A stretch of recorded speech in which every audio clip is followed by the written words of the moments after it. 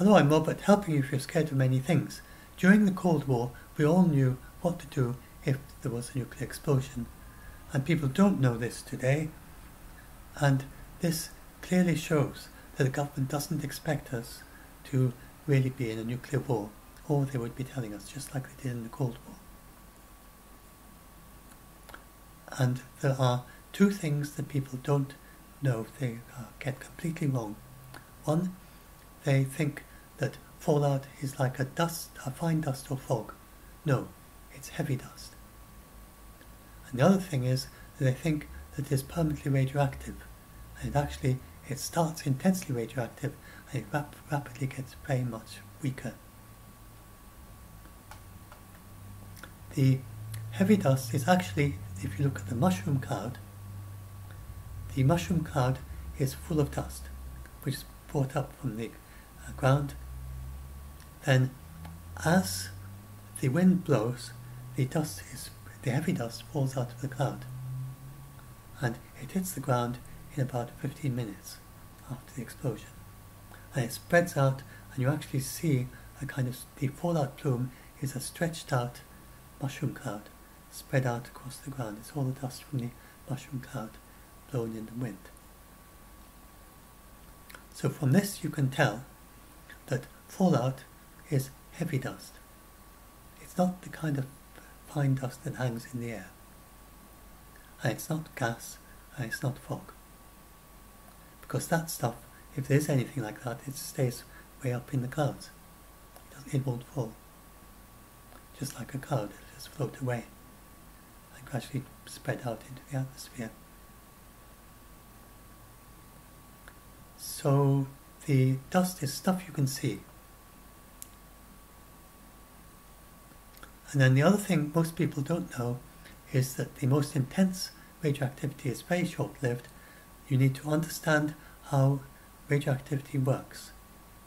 Radioactivity is nuclei splitting. And if the lots of nuclei split very quickly, you get very intense radioactivity, and it's over very quickly.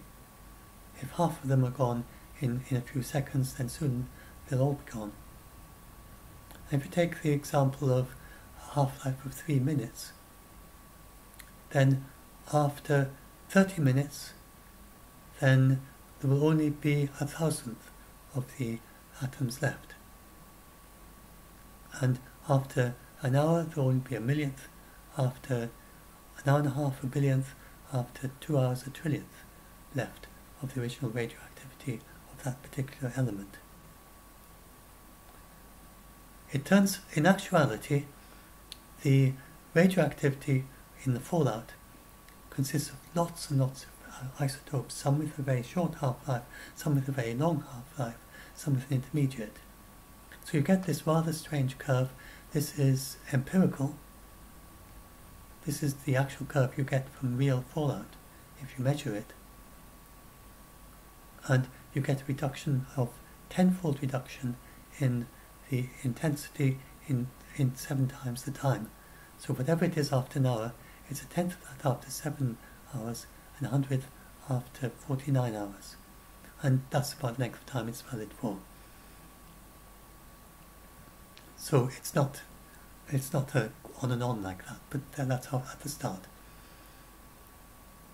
And then so the fallout, remember, falls out of the sky at 15 minutes. At an hour and 45 minutes, there'll be a 10th of it. So you need to get, if there was a nuke, the first thing is that if you see the explosion, close your eyes, protect your eyes. You don't want to stare at it because it can damage your eyes. Then, as soon as the flash is over, there's going to be a very strong wind if you're quite close, the shock wave. So protect your face, protect your head, get behind something in case things blown your way from the direction of the explosion. You could get flying glass and things. That's if you're outside. Then, within 15 minutes, get inside. So don't wait and look and say, well, what's the place with the thickest walls? Or I happen to know there's a place with a basement that's 20 minutes walk away, because then you get 5 minutes of the very intense fallout dust if you do that. The important thing is to get out indoors before the dust falls. If you can do that, you have greatly reduced risk. And then if you don't manage that, then you've got some dust on your clothes, then it'll be visible dust. It's the heavy visible dust. You want to get it off. You want to clean your dirty clothes of the dust. Don't spend 5, 10, 15 minutes looking for a bathroom in a strange house that you've never been in before. Get the dust off straight away. Remove your outer clothes if necessary. You can then wash yourself later on if there's still water. Remember, but the important thing is to get away from the dust early on as quickly as possible. Then you get as many layers of protection between yourself and the dust as you can. Thick walls are good. That if you have a flat roof, there will be dust fall on the roof of your house if it's a single floor, or if you're on the top floor. Then you could, for instance, get underneath a table. That gets a little bit of extra protection above you. Things like a bookcase will help, or with books in it, and anything that would cause extra layers between yourself and any dust that there is in whatever direction it is, then that reduces the radioactivity effects on you. So those are the basic instructions. And then if you stay inside, then after about 48 hours, then you will have, you could, if you need to, go outdoors at that point. If the things you need to do. It's best, the longer you stay in, the better, but the rescue services will probably be in your area before then anyway. Your cell phone may well still be working, cell phone, at least for a few hours. Cell phone towers have their own independent power supply in case of power cuts.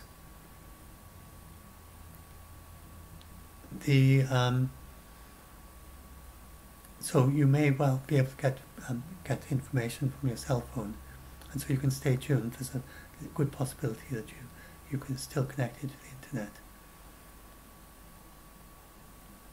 at least for a while, at least until the power goes out, and maybe they will be able to restore the electricity in time to keep it up.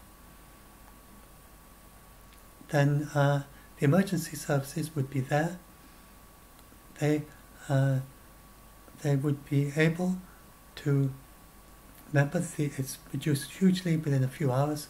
You could have the emergency services the same day, certainly the next day, if people are trained in what to do or told what to do, and with adequate protection, hazmat suits and enclosed vehicles. And then, so that's the situation, the civilian situation. But there's I've got a separate article about DEFCON. I can talk about the asked over and over again every week, sometimes several times a week. The US defense say over and over they see no reason to change their nuclear defense posture. It's the same as it was before the war. It's probably 5 or 4, which is a very low alert level. So they don't see any sign. They monitor Putin's rhetoric. They don't see any sign of him actually preparing to actually use nukes, either tactical or strategic. Then if we look at the possibility of, if you look at what Zelensky and Biden and people like that are concerned about, it is whether Putin would use a tactical nuke. And then they aren't thinking about using a tactical nuke on a battlefield. If you think of the battlefield, suppose you were one of the newly mobilized soldiers on the battlefield. You've only had 2 weeks training in, or maybe not even that, you're not quite sure how to use a rifle. And then you see mushroom clouds, and you know it has to be your president. It wouldn't be the United States. So imagine how you would feel if you then realize that your president is dropping nukes on your battlefield and he hasn't told you how to protect yourself in fallout. He hasn't given you any equipment to protect you from fallout. That would be so demoralizing, and they're already very demoralized. And then on the other side, the Ukrainians, they would know it wasn't their people did it. They would be very fired up to fight and to stop the Russians. They would are very well connected, much better than the Russians. They would have maps, they would be able to know GPS, and they would know where all the fallout plumes are, and they would know how quickly they go away. And just like the rescue vehicles, within a few hours, well-trained soldiers would be able to start driving over the fallout plumes, and especially if they can avoid them. So that would be a huge advantage for the Ukrainians.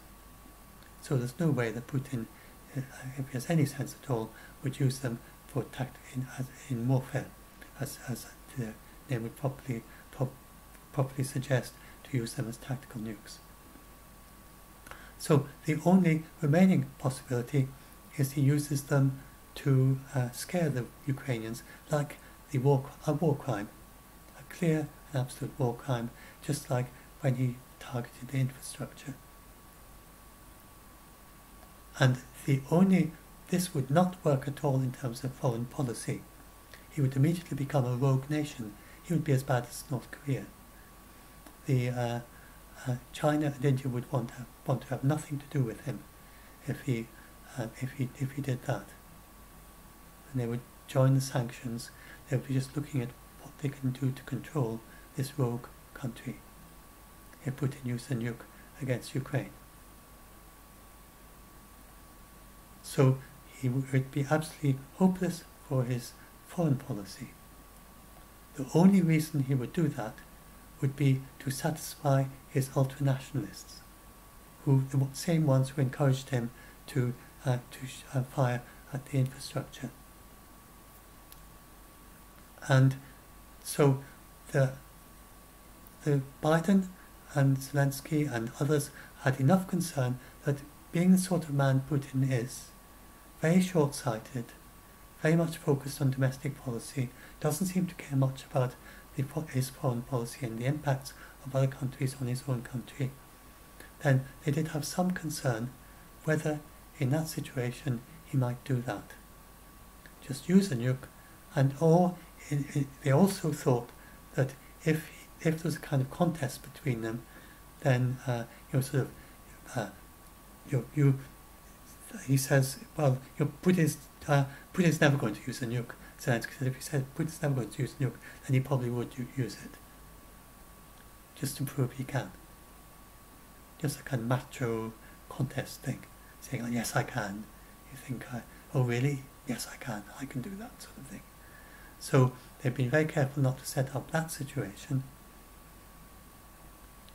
And so, and then, until not today, yesterday, or whenever it was, I found it out a couple of days ago, I thought there was a very low chance that Putin could use a tactical nuke, based on what I read. Now, I've had a look at what their actual decision is, what they decide to do, not the secret instructions, what they said publicly. And so it's a conventional response. The United States has always had a conventional response to, since Trump, for a few years, always had before the war, not always. They would use a conventional response that basically, even if nukes were falling on the United States, they would stop as many as they could, and then they would use other methods they don't disclose to disrupt, make it difficult to stop Putin from being able to fire any more nukes over. And that would be their focus, to bring this rogue nation under control. And they have a wide range of ways of doing that they don't disclose. That would be their focus, would just be to stop him from doing any more of this.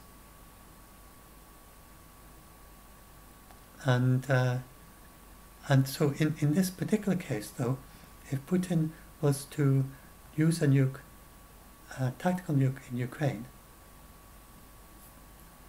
then Jake Sullivan has communicated to Putin what they would do in return. And General Petraeus gave a hint as to what he likely said to Putin. And he said it would include targets in southern Ukraine, in Crimea, and in the Black Sea.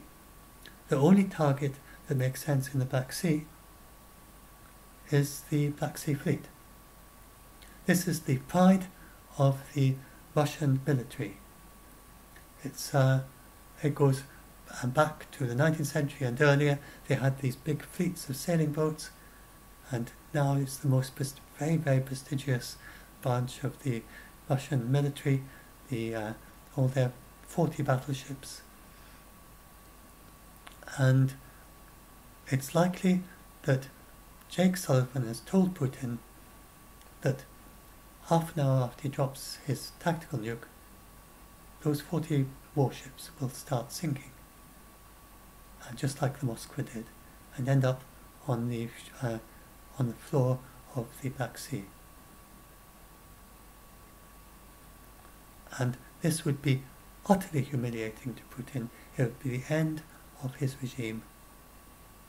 And they're basically saying to him, you think things are bad, they'd be far, far worse if you used a tactical nuke, and they'll have outlined to him specific things they would have done. Now you might find it incredible that the United States is so much better than Russia to be able to say such a thing, and say publicly and even let him defend himself against it, but the truth is that Russia has no defences against that. So it turned out that I personally believe that based on very strong evidence, that Ukraine used ATACMS, probably supplied by the United Kingdom, to attack the Kerch Bridge. Whether they did or not, it certainly could, and there'd be nothing, not a blind thing that the Russians could do to stop it. The Russians have not, if you go and look at videos of ATACMS being tested, you just see explosions, you don't see the missile incoming. It's totally invisible. And an expert in artillery, Thomas Tyner, that I follow, he said you can't see ATACMS. You just see the explosion, you don't see the missile. It descends vertically from nearly the edge of space, and just certainly, very quickly, many times the speed of sound. Faster than most bullets. And the Russian radar, it's become clear, the HIMARS JMLRS, they do the same thing. They have the identical trajectory. They're the only two missiles in the world that have this very distinctive trajectory where they descend completely vertically instead of in a ballistic at an angle. Very precise and extremely fast. The Russian S-400 air defense systems can't stop them. They can't even see them.